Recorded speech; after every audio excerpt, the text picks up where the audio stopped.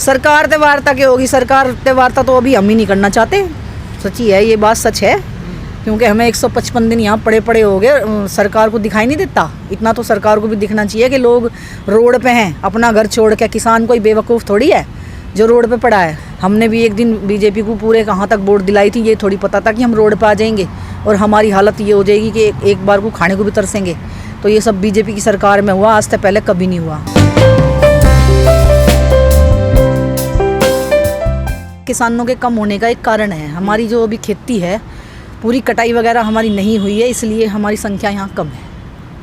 तो चुनाव भी हो गया, अब तो आ जाना चाहिए। चुनाव तो अभी कल तो निपटे हैं भाई चुनाव। आप ऐसी बात करते हो, थके हारे लोग इधर का भी देखेंगे उधर का भी देखेंगे, तो अभी आप देखो। कुछ लोग कहते हैं किसानों ने जो अपना लगा रखा है, आंदोलन चला रखा है दिल्ली बॉर्डर पर, तो बॉर्डर घेरने की वजह से जो ऑक्सीजन के जो टैंकर होते हैं उनको 20-20 किलोमीटर दूर तक आना पड़ता है। नहीं भैया, ये आप देखते होगे, अगर आप यहाँ आते हो तो कितनी एम्बुलेंस सुबह से रात तक यहाँ तक निकलती हैं। और जो ऑक्सीजन वाली बात है, ऑक्सीजन किसान क्यों रोकेगा?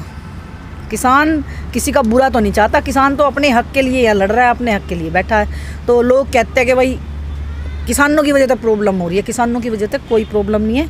ये बात अभी कुछ दिन पहले भी चली थी तो डिक्लेयर हो गई थी। 155 दिन हो गए किसान आंदोलन, कुछ सफलता नहीं मिल रही है, वार्ता भी नहीं हो रही सरकार से अब आपकी। सरकार ते वार्ता की होगी, सरकार ते वार्ता तो अभी हम ही नहीं करना चाहते। सच्ची है, ये बात सच है, क्योंकि हमें 155 दिन यहाँ पड़े पड़े हो गए, सरकार को दिखाई नहीं देता। इतना तो सरकार को भी दिखना चाहिए कि लोग रोड पे हैं अपना घर छोड़ के। किसान कोई बेवकूफ़ थोड़ी है जो रोड पे पड़ा है। अब लगातार मैडम इस आंदोलन में आ रही हैं, देख रही हैं, कहाँ कमी होगी किसानों से? सरकार बात नहीं मान पाई सर। किसानों तक कमी नहीं हुई भाई, कमी हुई सरकार ते। जब हमारे जो बिल हैं, हमने अपनी तीन हमारे वापस बिल करो, दूसरा MSP पे रेट बनाओ, हमारी यही तो मांग है, हमारी कोई और बड़ी मांग तो है नहीं। और सरकार को लगता है पता नहीं किसान क्या मांग रहा है, इसीलिए सरकार हमारी मांगे पूरी नहीं कर रही और हम जाएंगे नहीं भाई। देश में इतना बड़ा तबका किसानों का, फिर भी क्यों नहीं दबाव बना पाए सरकार को? दबाव तो है भाई सरकार पे, ये मत कहो कि दबाव नहीं। अगर दबाव ना होता तो हम यहाँ ना होते। हाँ, तो बीजेपी की सरकार, तो लोग बीजेपी को अभी भी बहुत लोग ऐसे हैं जो पसंद करते हैं। हम जरूरी नहीं है कि हम पसंद करें, और बहुत लोग पसंद करते हैं बीजेपी को। हम खुद जा के सर्वे कर रहे हैं और देख भी रहे हैं। मैं यहाँ भी आती हूँ और मैं लोगों से भी मिलती हूँ। तो फिर ऐसे क्या जादू है बीजेपी में और मोदी जी में कि लोग उनको बीजेपी में कोई जादू नहीं है, उसका जादू है EVM। यही उसका सबसे बड़ा जादू है। जिस दिन EVM हट जाएगी और वोट वैसे देने लगेंगे लोग वॉलेट पेपर पे, तो उस दिन बीजेपी का नामो निशान भी शायद नहीं रहेगा। लेकिन यूपी में तो पंचायत चुनाव जो है बैलेट पेपर से हुए हैं। अगर हाँ, तो वॉलेट पेपर तो 100% है कि जीतेगी ही नहीं। अगर नतीजे उल्टे आए तो बीजेपी नहीं जीतेगी। EVM अब आगे आगे बंद हो जाएगी। अच्छा, हाँ जी। लेकिन जो युवा पीढ़ी है हमारे देश की, वो कहती है हर हर मोदी घर घर मोदी, लेकिन वो युवा रो रहे हैं बीमारी की वजह से। देखो, हर हर मोदी घर घर मोदी तो हमने भी कहा था, हम भी तो उन्हीं में तई हैं। हमने भी एक दिन बीजेपी को पूरे कहाँ तक वोट दिलाई थी, ये थोड़ी पता था कि हम रोड पे आ जाएंगे और हमारी हालत ये हो जाएगी कि एक बार को खाने को भी तरसेंगे। तो ये सब बीजेपी की सरकार में हुआ, आज से पहले कभी नहीं हुआ। 5 महीने से आप आंदोलन कर रहे हैं, किसान हैं, बड़ी संख्या में किसान है, पूरी दुनिया में सबसे ज़्यादा किसान हमारे देश में है, और युवा पीढ़ी भी हमारे देश में ही पूरी दुनिया में सबसे ज़्यादा।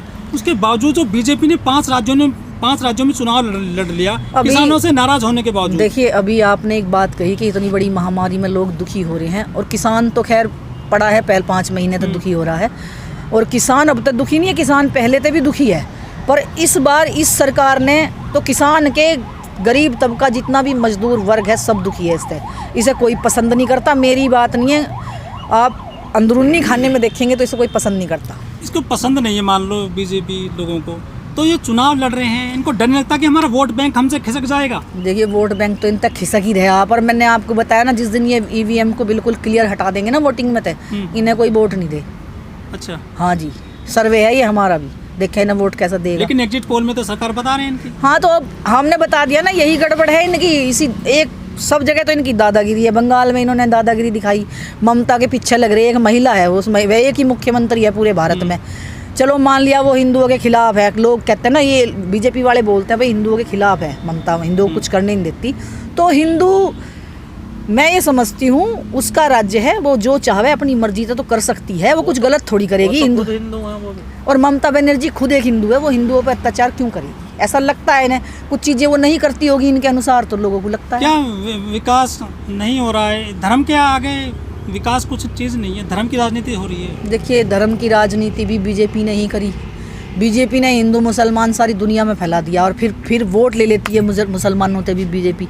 मैं तो जब जानूँ जब वोट भी ना ले, वोट तो ले रही है ना बीजेपी। लेकिन और कैंडिडेट तो नहीं उतारती मुस्लिम। अब कैंडिडेट बेशक नहीं उतारती, लेकिन अगर उस कैंडिडेट नहीं उतारेगी, आने वाले समय में मुसलमान भी इससे नफरत करेंगे। हिंदू तो करने ही लगे। अब हिंदू हिंदू रोते थे ना, हम सारे ही बोलते थे भाई जय श्री राम के नारे लगाते थे हम। और आज हमें क्या मिला? सरकार ने तो सारी अर्थव्यवस्था बिगाड़ दी। नजर आ रहा है मैडम आप? आंदोलन का भविष्य तो यही है भाई कि हम जीत कर जाएंगे। हमारा भविष्य तो यही हर है। दिन एक न एक तंबू यहाँ बंद हो जाता, खत्म हो जाता। कहाँ हो बहुत जाता दिक्कत। है? आपने कहाँ देखा खत्म होते हुए? क्यों आपको नजर नहीं आ रहा? ना, मुझे नहीं आता। सच्चाई से क्यों झुठलाते हैं आप लोग? नहीं, कहाँ भाग रहे हैं हम सच्चाई से? हाँ। आपको लगता है ना सके हम भाग रहे हैं? हाँ। भाग कोई नहीं रहा यहाँ पे। अगर इतने भागते, तंबू थे 26 जनवरी को या वो बात आपकी सही है कि इतने ही तंबू थे या नहीं थे, लेकिन अगर सरकार सच में कुछ करके तो देखें यहाँ, फिर बताएंगे हम कि हम कितनी संख्या में उसे हैं। तो करने की जरूरत पड़ी नहीं, आप लोग खुद ही कर रहे हो उसका रास्ता साफ। नहीं, गाजीपुर पे ही तो लोग नहीं है अभी, हमारी यूपी के लोग नहीं आ रहे। हाँ। और जब आएंगे तो यहाँ संख्या गिननी भारी हो जाएगी आप लोगों को। आप तो फिर भी आओगे। नहीं तो अभी फिर आ वो रहे लोग कब आएंगे? अब ये सवाल है आपका कि वो कब आएंगे। वो भी भाई आएंगे, वेट करो। हमारा कम से कम 1.5 महीने का काम होता है। जो हमारी कटाई वटाई चलती है, जो हमारा भूस निकलेगा और गेहूँ रखेंगे, वो हम अपने छोड़ेंगे नहीं। वो भी हम अपना काम पूरा करेंगे और सब करने के बाद ही यहाँ आएंगे। सरकार फिर आपको दूसरा बहाना बना देंगे आप लोग क्या? कि भाई हम इसलिए नहीं आ रहे हैं क्योंकि इस समय जो मैन पावर है वो तो अपना पूरा इस्तेमाल हो रही है ना। सरकार तो अपना काम कर रही है, किसान अपना काम नहीं कर रहे। किसान क्या नहीं कर रहा? जो तीन बिल हैं और जो एमएसपी की बात कर रहे हैं वो तो इन्हें नहीं मिलनी है। और 12वें दौर की वार्ता में साफ मना कर दिया है उन्होंने। अगर उन्होंने मना कर दिया है इसीलिए तो हम यहाँ अड़े बैठे हैं, इसलिए तो नहीं जा रहे हम यहाँ भाई। युग आंदोलन चाहे 2 महीने चले चाहे 2 साल चले, अभी इसका पता तो है नहीं कि भाई 2 महीने चले गए। जिस दिन सरकार हमारी बात मान जाएगी हम चले जाएंगे। हमें यहाँ कोई रहने का शौक नहीं है कि हम यहाँ पड़े हैं। हमारी तो एक ही मांग है और हमें चाहिए। अगर नहीं मानी तो हम मर जाएंगे। किसानों का नुकसान हो रहा है ना, किसान जा रहे हैं, शहीद हो रहे हैं। तो भाई पहले जो आंदोलन होते थे उनमें तो कई लाख, आने वाले समय में अब भी लोग मरेंगे। बलिदान तो देने ही पड़ेंगे। अगर हमें सरकार पलटनी है तो बलिदान तो देना पड़ेगा भाई। चलिए।